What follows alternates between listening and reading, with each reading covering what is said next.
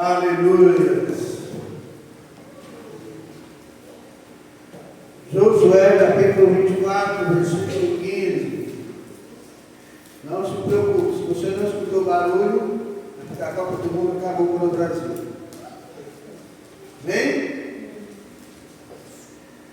Josué 24, versículo 15.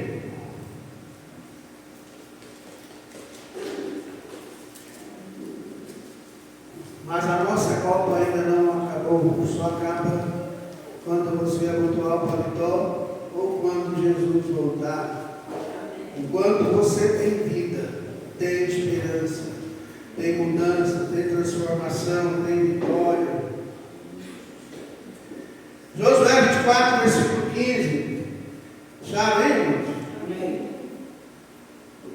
Lemos assim: porém, se vos parece mal aos vossos olhos servir ao Senhor, escolhei hoje aqueles que faz. Se ao Deus a quem serviram vossos pais, que estavam além do rio, ou ao Deus dos amorreus em cuja terra habitais. Porém, eu e a minha casa serviremos ao Senhor. Senhor nosso Deus, venha falar conosco, venha derramar o teu Espírito sobre nós, sobre o teu povo, de uma maneira muito especial. Vem derramar o teu Santo Espírito sobre nós. Vem fazer a obra nessa noite em nome de Jesus. Sentados, irmãos. Irmãos, vamos construir um lar abençoado, amém? Amém. Misericórdia. Vamos construir um lar abençoado, amém? Amém. Não vou fraco. Vamos construir um lar abençoado, amém? Amém. Melhorou um pouquinho. Irmãos, nós estamos vivendo em dias tão difíceis, que a família está sofrendo constantes ataques. Os valores bíblicos, todo santo dia, estão sendo substituídos por filosofias humanas. E muitos lares estão enfrentando crises espirituais gravíssimas, crises emocionais, relacionamentos problemáticos. Não se passa um único dia sem que a família tradicional cristã não seja atacada. Quer seja nas redes sociais, nas escolas, ou na TV ou no cinema. E eu me atrevo a dizer ainda, um dos maiores ataques da família está vindo dessas músicas nojentas que tem no Brasil. Pega a tradução de qualquer música americana, hein? Principalmente nos Estados Unidos, você vai dificilmente ver tanta baixaria quanto tem nas músicas chamadas sertanejo universitário no Brasil. É só a destruição da família. Você passa na porta do bar, na porta dos espetinhos, a gente fica com dó de ver aquelas moças que estão fazendo rapazes tudo bonitinho.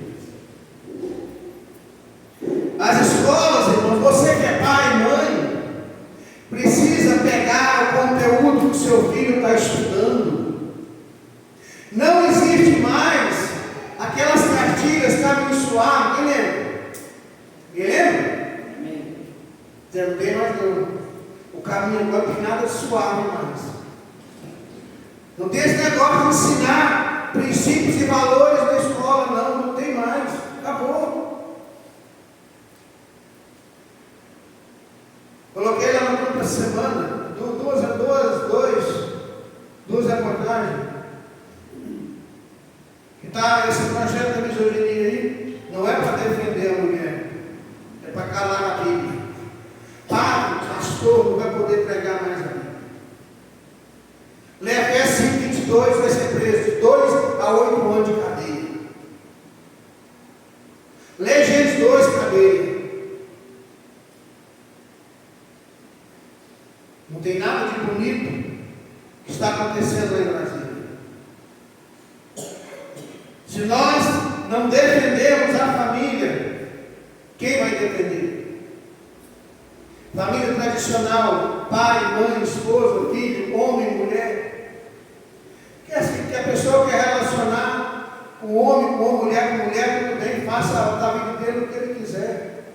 Mas só que no livro de Eclesiastes, tem lá no último capítulo, tem uma sentença que vale para o fiel, para o infiel, para o que serve a Deus, para o que não serve a Deus, vale para todo mundo. Eclesiastes capítulo 12, tem lá uma sentença, um dos últimos versículos, está escrito uma sentença que vale para todos nós. Então você precisa ficar atento ao que você está fazendo. Eclesiastes 12. Amém?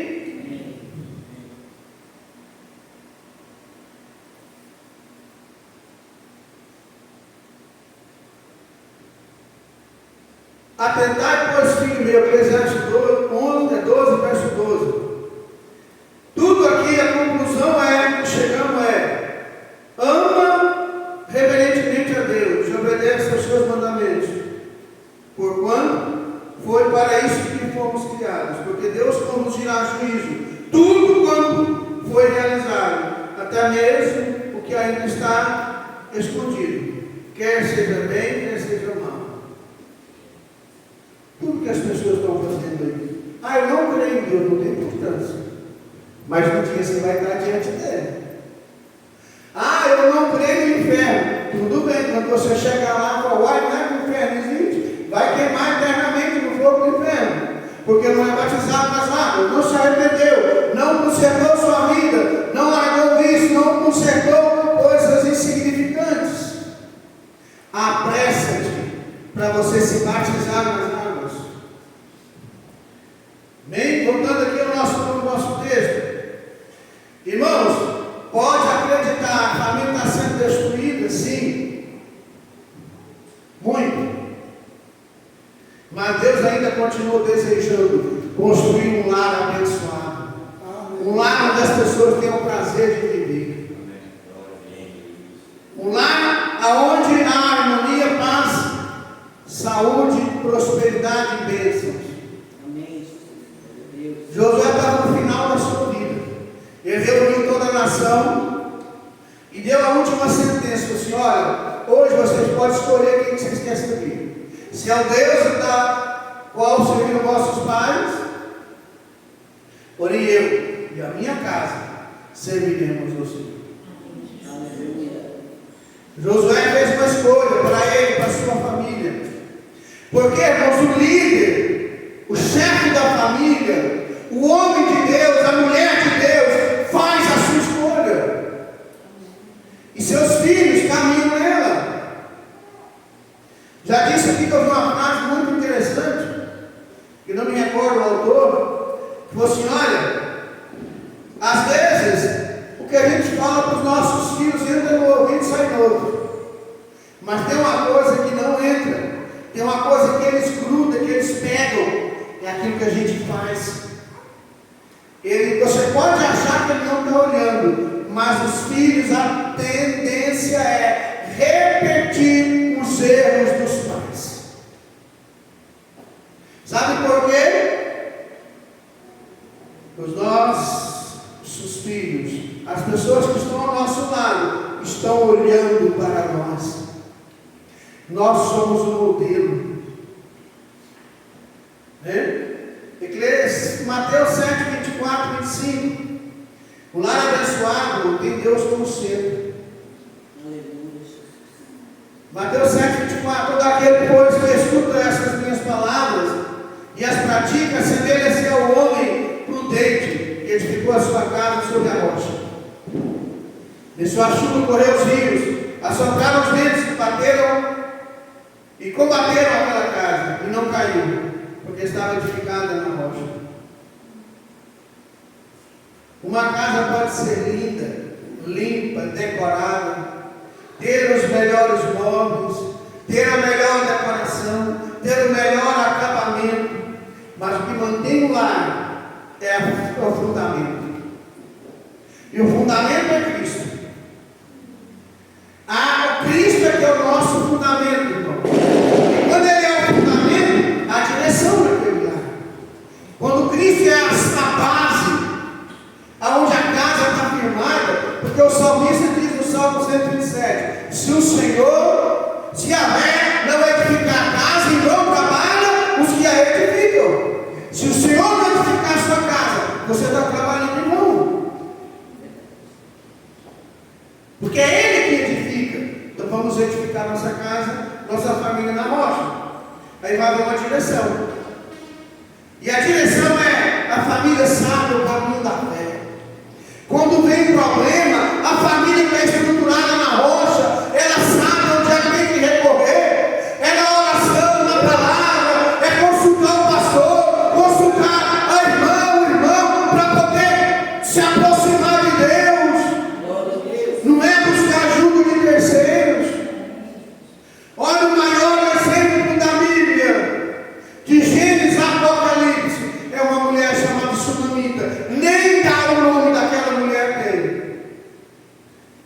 O profeta se hospedava naquela casa sempre. Era um casal de meia idade, ao que tudo indica. E o profeta percebeu que aqueles homens tratavam ele, aquele homem, aquela mulher, aquele casal tratava eles muito bem. E o profeta perguntou para o seu escudeiro: o que a gente vai fazer por essa mulher? Olha, a mulher tem de tudo, só que eu vejo que eu não vejo filho. Essa mulher não tem filho. Então o profeta orou por ela e falou: daqui a um ano você vai ter um filho. E a mulher ficou tão alegre, achou: não brinco com a tua serva. Só que o menino nasceu, cresceu. Passaram alguns anos, o menino foi levar comida para o pai na roça e doeu a cabeça. O pai na cabeça dele: vai lá, procura sua mãe. E a menina, que acabou chegando lá, o que o menino fez? Morreu. O que ela fez? Onde é que ela deitou ele? Lá no quarto do homem de Deus. Não levou para a sua cama, não. Não levou para a decoração legal da sua casa, não. Não levou lá para aquele quarto, onde ela fez que tinha uma mesinha, tinha uma cama para o homem de Deus a se alimentar e dormir. Deixou lá na cama mesmo, na cama do homem de Deus. Colocou, falou para o seu servo: arruma o jumento, arruma o animal que eu vou visitar o profeta. Mas não é dia, não tem importância, eu quero ir. Eu te pergunto, ela contou para alguém que seu filho morreu? Ela falou com o marido? Ela falou com os criados, que toda fazenda, todo servo tem um empregado bem chegado, honesto, que ajuda. Abraão tinha Eliezer? Ela contou, não. O que ela fez? Foi calada. Quando Geazi falou assim: olha, o servo deles falou assim: a Sunamita veio, falou assim: vai lá e saúde. Ela nem respondeu a saudação. Estava agoniada, estava triste, estava revoltada. Quando ela chegou, caiu aos pés do profeta. O Geazi arrancando ela, porque não era permitido fazer isso.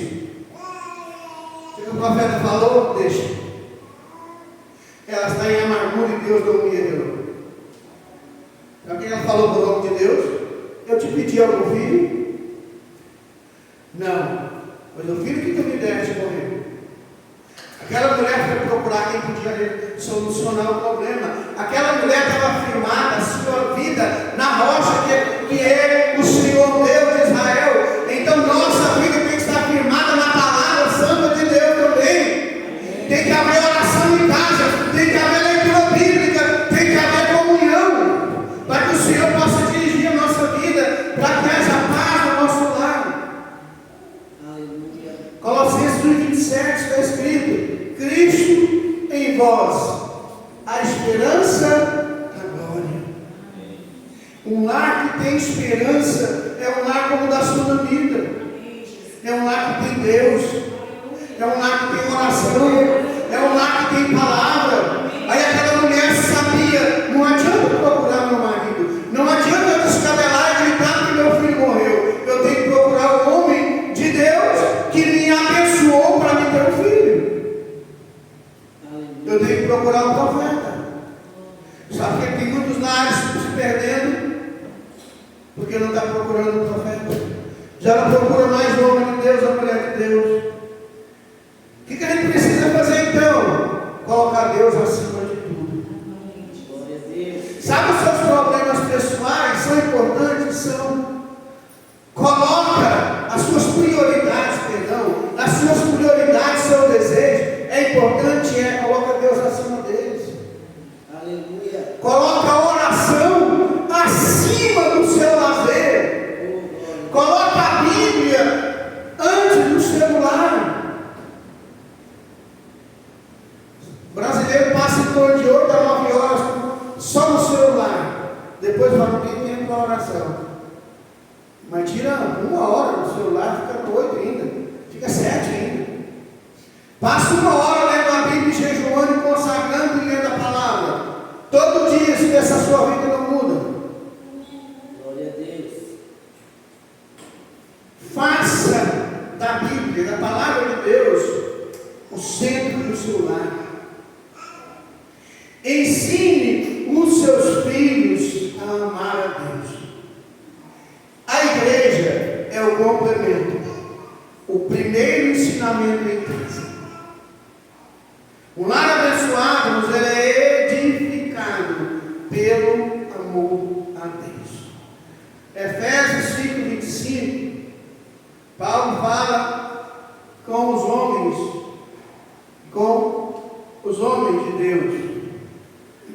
Paulo fala uma coisa que não é requerido da mulher. Em lugar nenhum, a Bíblia manda a mulher amar o marido, manda respeitar, honrar e ser submissa. Mas ao marido não. O que pede para o homem de Deus é muito pior do que pede para a mulher.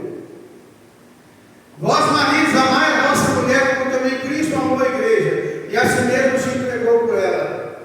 Deus cobra do homem um amor sacrificial. E tem que se doar para a família. Amém? O marido e o homem em meio a sacrifícios. As mulheres de hoje estão amando em meio a conforto e vaidade. Se o conforto sair, a vaidade sair, acabou o amor. Diz que quando a miséria entra numa porta, o amor sai pelo outro. Na minha vida a miséria já entrou, mas o amor não saiu. Do meu lado. Não foi uma vez só, não foi mais. Então, eu posso falar que quando a sua vida é baseada em ensino cristão, quando a sua vida está baseada na rocha, a miséria pode entrar por uma porta, mas o amor não sai pela outra. O casal não vai se desesperar por isso. E eu vi isso na vida do meu filho que está em Goiânia. A miséria entrou, a dificuldade, o sofrimento, mas eles permaneceram firmes e cada vez estão mais firmes. Sabe por quê? Palavra, ensino, oração. O marido então deve amar sua esposa em sacrifício.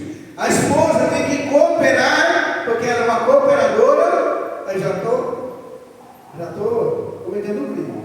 É cooperadora e sabe que em meio a sacrifício o lar vai ser edificado. Mesmo porque a Bíblia diz que a mulher sábia edifica a sua casa. O marido constrói, a mulher edifica. O marido é a mão de obra, ele constrói, mas quem edifica, quem mantém aquele lar é uma esposa fiel. Os filhos têm que honrar os pais, né? Porque o amor cristão envolve o quê? Perdão, paciência e humildade. Onde faltou amor, faltou paciência, faltou humildade, faltou tudo. Eu amo, mas não é humilde para reconhecer que errou. Que amor é esse? Não sabe perdoar, e aí? Eu lar abençoado, Deus, ele vive em oração. Olha só, Filipenses 4:6. Olha só para você ver. Não estejais inquietos por coisa alguma. Antes as vossas petições sejam tudo conhecidas diante de Deus, pela oração e pela súplica, com ação de graça. Famílias que oram junto, permanecem juntas. Quando a família ora junto, ela se mantém junto no meio da dificuldade.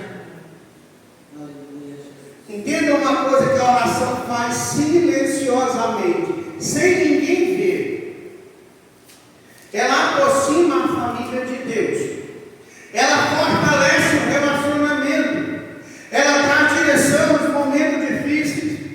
E ela produz paz no meio do tormento, no meio da dificuldade.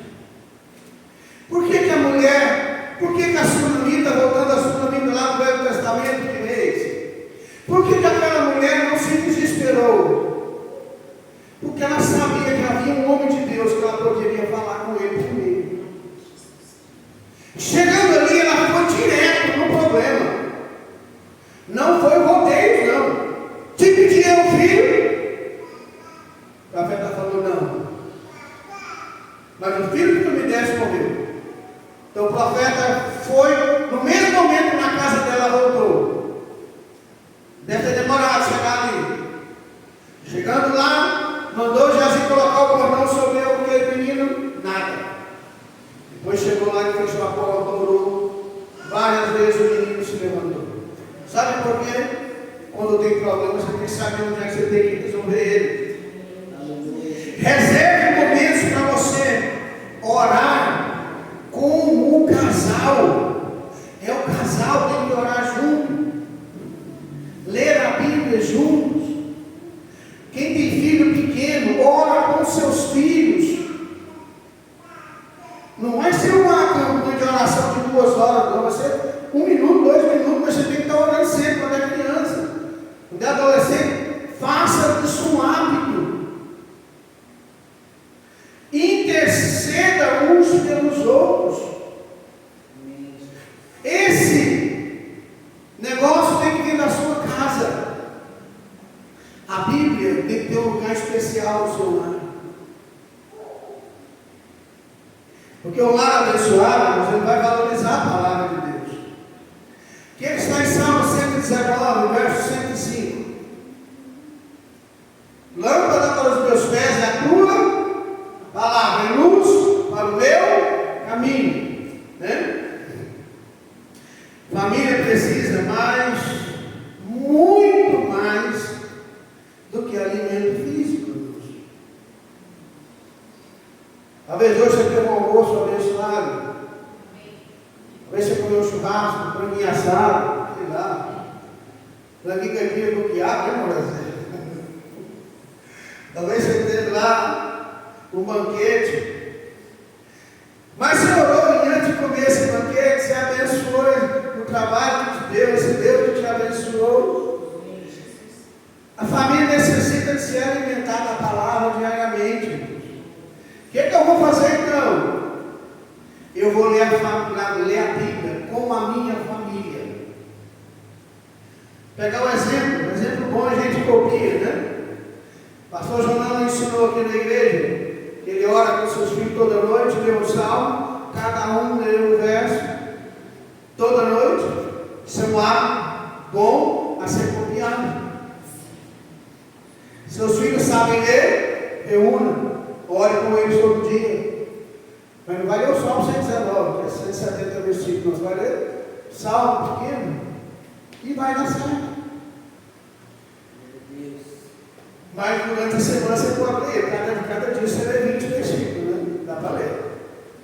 Converse sobre princípios bíblicos em casa. Irmãos, essa é uma coisa muito séria. Eu não sei o que, quando a família vai crescendo, lá em casa encolheu, agora eu e minha esposa, qual que é o que domina os assuntos da sua casa? Tem lá que só fala de futebol, outra só de política, outra só da vida fulano, ciclano, beltrano, de filme. O que reja lá na conversa na sua casa? Né?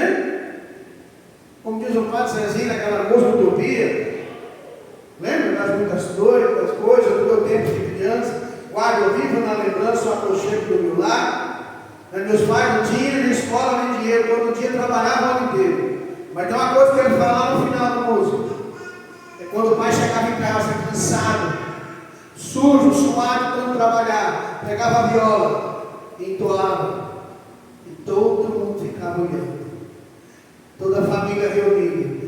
E por que é utopia? Porque é algo que não acontece mais, irmãos, é raro. Família se reunia ao lado, em torno da palavra de Deus.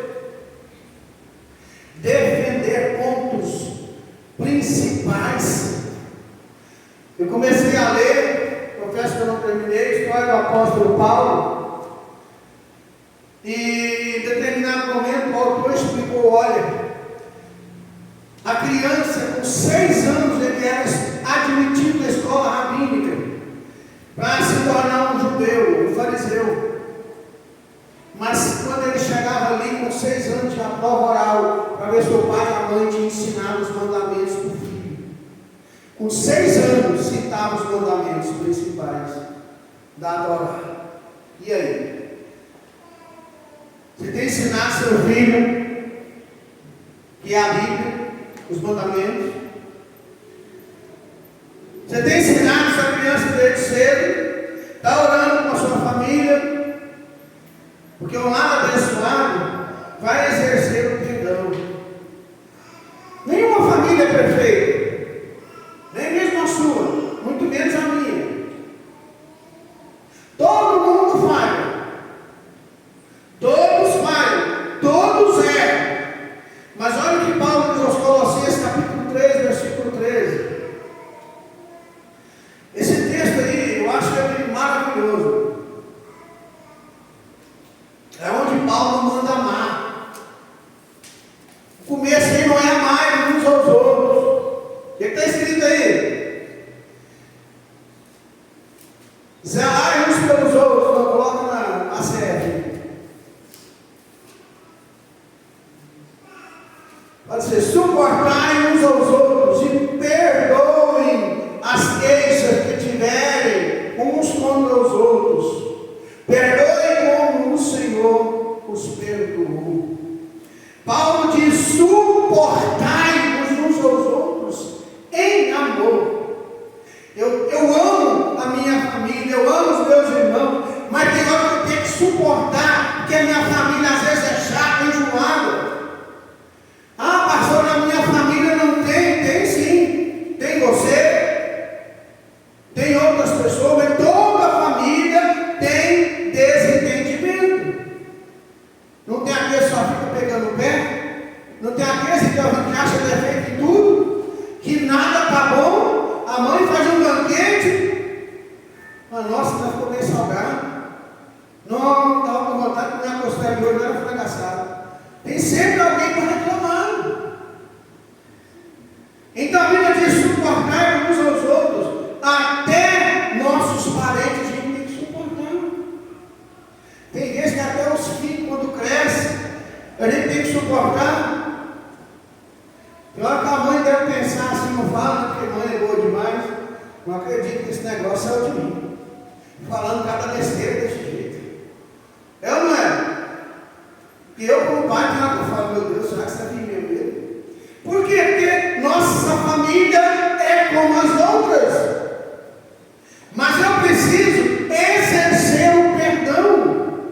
Deus manda suportar, manda perdoar. O relacionamento só é restaurado quando há perdão, irmãos. O que é perdoar? Jogar no mar no esquecimento. Ah, eu te perdoo. Na primeira falha, a pessoa começa a falar tudo.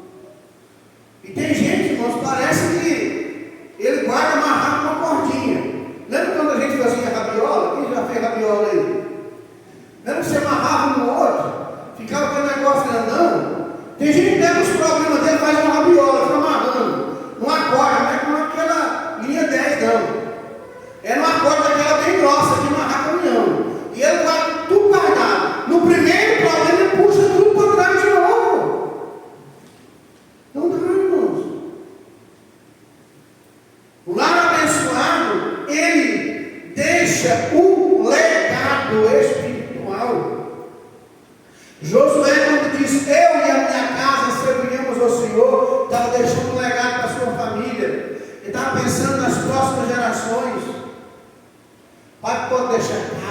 pode deixar bens, pode deixar dinheiro. Mas o que ele mais precisa entender que tem que deixar é o legado espiritual. Ensinar bem a sua família. Eu vou ler 2 versículos aqui, irmãos, o mesmo versículo, eu vou ler em 2 versões para você ver. Provérbios 22, verso 6. Está aqui em James atualizado.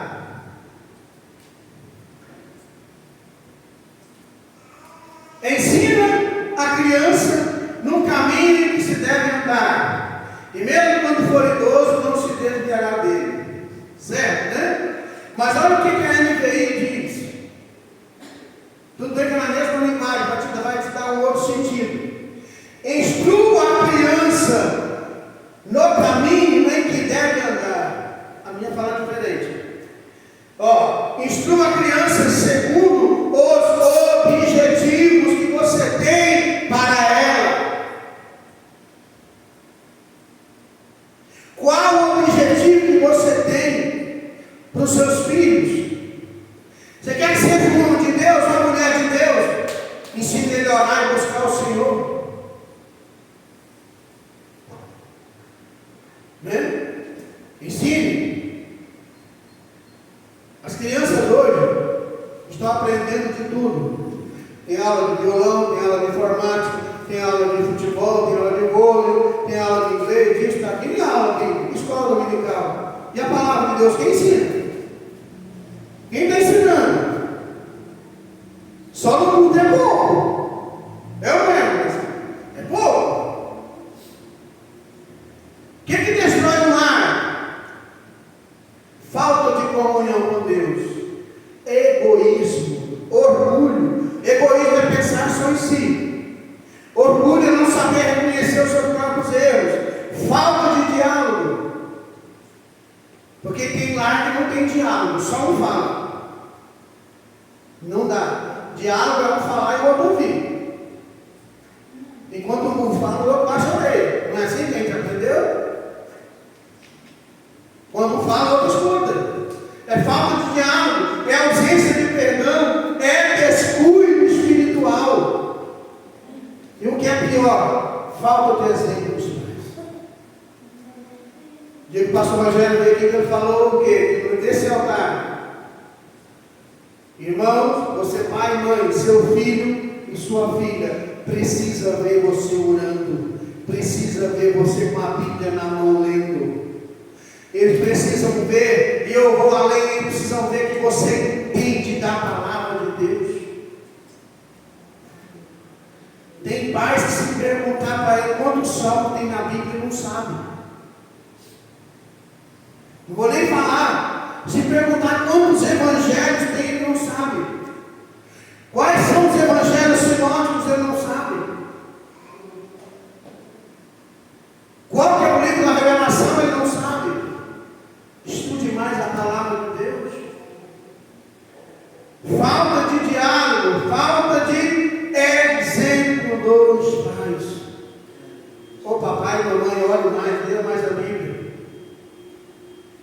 Os filhos vão crescendo.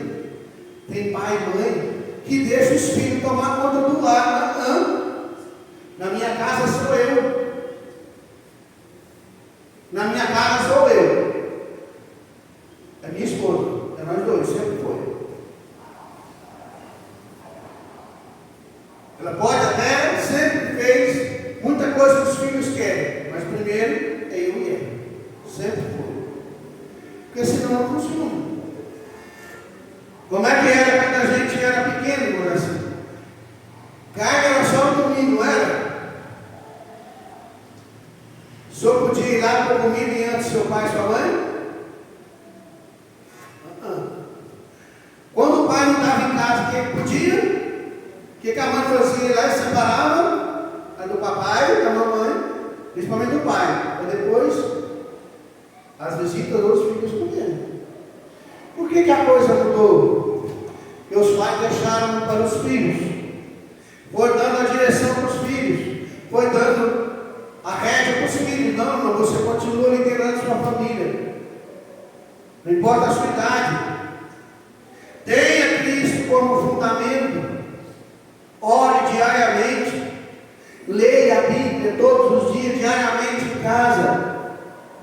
Perdoe sempre. Lembra que Pedro falou: Senhor, até quando meu irmão vai pecar contra mim, eu vou ter que perdoar ele, estou cansado. Só falta falar: estou cansado de perdoar ele, perdão não para, até quando? Até 7 vezes? Qual foi a resposta de Cristo? Até 70 vezes 7. E eu acho que eu quis dizer por dia. Quanto é 70 vezes 7? 490 vezes. Ou seja, o perdão não tem limite. Participação ativa na igreja. Essa é uma das coisas mais importantes para manter uma família. Quando você está trabalhando na obra, desenvolvendo, ajudando, sendo útil, você não tem tempo para falar dos outros. Você está orando, buscando, você sabe que tem que preparar para o culto de domingo, para aquele culto você tem que estar lendo a palavra, estudando, então você não vai ter tempo para outra coisa. Seja exemplo dos seus filhos. Não conta-se que um construtor foi contratado para construir uma casa com um senhor muito rico. Falou assim: olha, onde o senhor deseja construir essa casa? A sua propriedade, você naquele lugar mais bonito ali. O construtor foi lá, examinou o terreno, e ele viu que aquele local, apesar de bonito, o terreno não era tão firme, né? Ele viu que o terreno era um solo muito estável, não ia aguentar as tempestades e a chuva da vida. Mudou então de local, construiu a casa, bela casa, num local não tão bonito, mas um terreno firme. Depois de muitos anos veio tempestade, uma tempestade muito forte atingiu a região. Muitas casas ruíram, muitas casas veio abaixo, mas aquela casa não veio, porque ela foi firmada numa terra sólida e firme. Ela tinha base. Aquele homem não perdeu nada. Assim acontece com a família hoje. Os lares que não vão ser destruídos é aqueles que têm Jesus Cristo como centro da sua vida. Vai vir tempestade, irmãos. Aqui no Brasil, se Deus não tomar conta, nós vamos passar muita dificuldade agora para frente. Então se prepare para defender a sua fé e a sua família. Beleza da casa não vai garantir a permanência. Irmão, que sustenta o lar é a fundação, é fundamento. E o fundamento é Cristo. Josué tomou uma decisão bem firme. Eu e a minha casa serviremos ao Senhor. Cada família precisa fazer essa escolha hoje. Ficar em pé. Um lar abençoado, irmão, não é um lar sem problemas. Eu até gostaria que não houvesse problema na minha vida. Eu até gostaria que não tivesse problema na sua casa, no seu casamento, na sua família, que não acontecesse nada. Mas vai acontecer. Não porque Deus não proteja, é porque Deus quer ver até onde vai a nossa fé. É porque o diabo está procurando destruir as famílias. É porque o diabo não quer que você seja feliz. O diabo não quer que seu filho case, que a sua filha case. Quer que ele se ajude e vai morar tudo bagunçado. Porque quando se casa é compromisso, é aliança, é contrato. Né? Então não quer que você seja abençoado. Então procure edificar a sua casa sobre a rocha. Um lar onde Deus está presente, irmão, em todas as circunstâncias. Pode vir tempestade que for, vai dar certo. Deixe Cristo ser a base da sua família. Um lar construído sobre Cristo pode enfrentar vento, tempestade e dificuldade, mas jamais será destruído, porque o seu fundamento é um fundamento eterno. Amém? Que a sua casa seja conhecida não pela beleza, mas pela fundação. Todos olham ali, vai um casal abençoado. Ali está uma família que dá gosto para olhar.